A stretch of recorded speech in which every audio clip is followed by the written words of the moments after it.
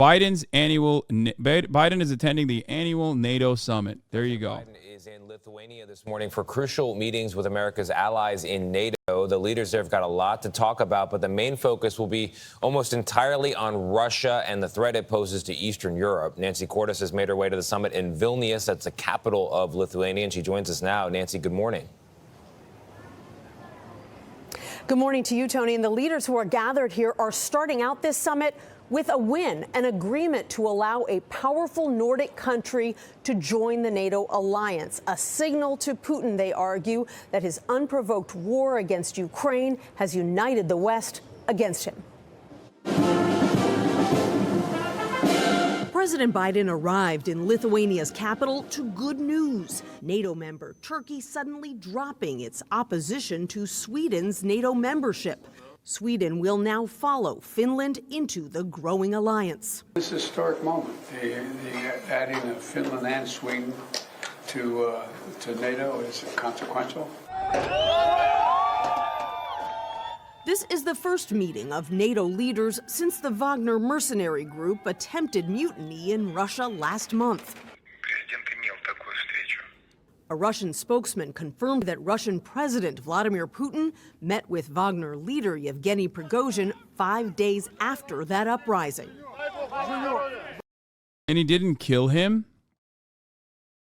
That's weak nuts, dude. How are you going to present yourself as the fucking charismatic strongman when you can't even kill Prigozhin? Like, what the fuck is going on? We don't know that. Is he alive or is he dead? Is he on Telegram still? Is he posting? Is he posting those weird pics on Telegram still? Or not? Because it was never a coup outside of the Western media. Yeah, dude, it totally looked not like Prigozhin was standing against it. Like, coup or not, come on. You can't fucking tell me that Prigozhin redirecting his troops, his battalion, back into Russian territory and then bitching out the Southern leadership was not like a bad... It was not embarrassing for Vladimir Putin. Please. It was just a tourist tour? Yeah, totally. Ironically, the Skippy the Deb coverage was more relevant than the NATO news. Yeah, I mean, the NATO news is nothing new. Like, it's literally nothing. What the fuck does Turkey gain from joining the EU? I feel like the EU is too libbed up for Erdogan. Wait, what? The EU is an economic formation for neoliberalism. It's not. It has nothing to do with like culturally, socially progressive values that they espouse. What are you talking about? The EU is not NATO. Yes, but like Erdogan was floating Turkey's interest in joining the EU as a way to try to say like, we'll allow Sweden to join NATO. We'll vote for Sweden to join NATO if you push for us to join the EU, which is never going to fucking happen. It's so stupid. The European Union does not want to border Syria, okay? It would be political fucking suicide for every politician. They're already utilizing refugees and the tiny amount of refugees in comparison to like how many Turkey took in as a major point of contention. And it also doesn't matter because Turkey also is like 90 million Muslims. It's never happening. Prigozhin has not been seen since. Protecting NATO. Turkey could not join EU with Erdogan at the helm? No, Turkey could not join EU ever. You think Erdogan is the first Turkish leader that has tried to get Turkey to join the European Union? Get out of here. No, this has been a pipe dream for Turkish leadership since the beginning of time, since the beginning of Turkey itself. Okay? I'm Turkish. I've been hearing Turkish leaders say that we are going to modernize and we are going to liberalize and we are going to join EU for a century. Okay? Almost. Never going to happen. Even before they officially made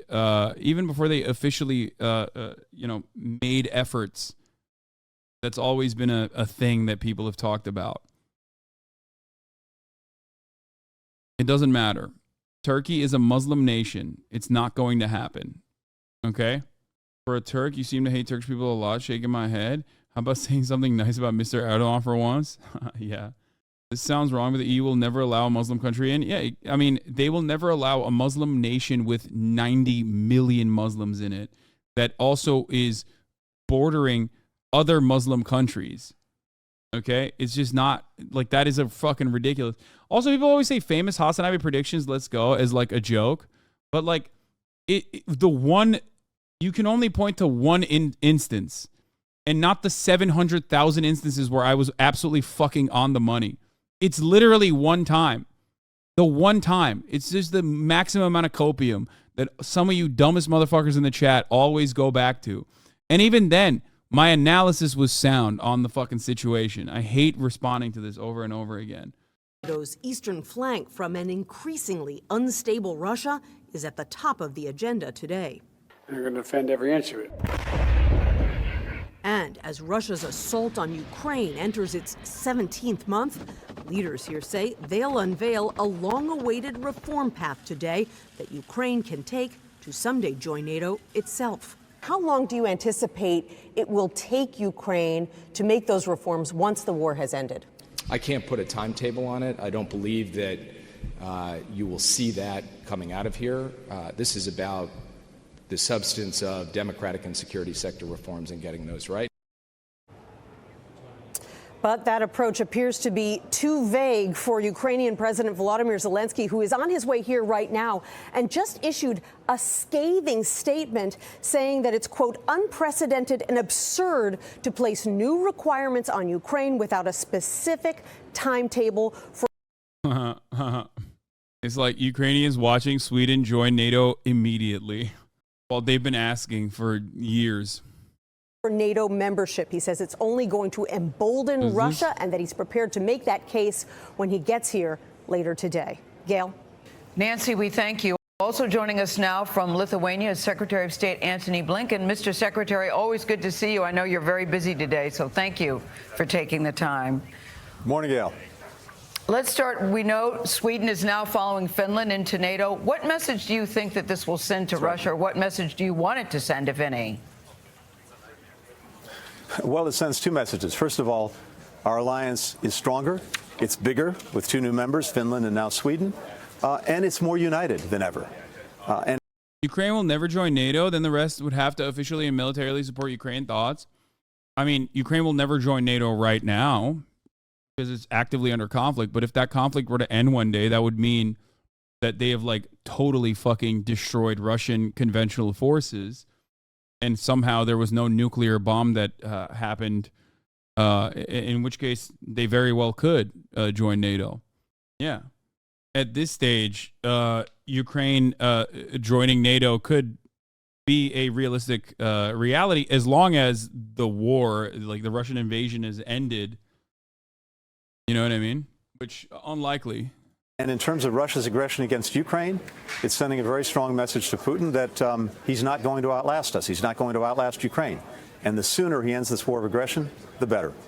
You know, President Biden made it very clear that he doesn't believe Ukraine is ready for NATO. What will it take, for the administration's point of view, for Ukraine to be ready? I know I've heard you all say when the war is over. Is that it?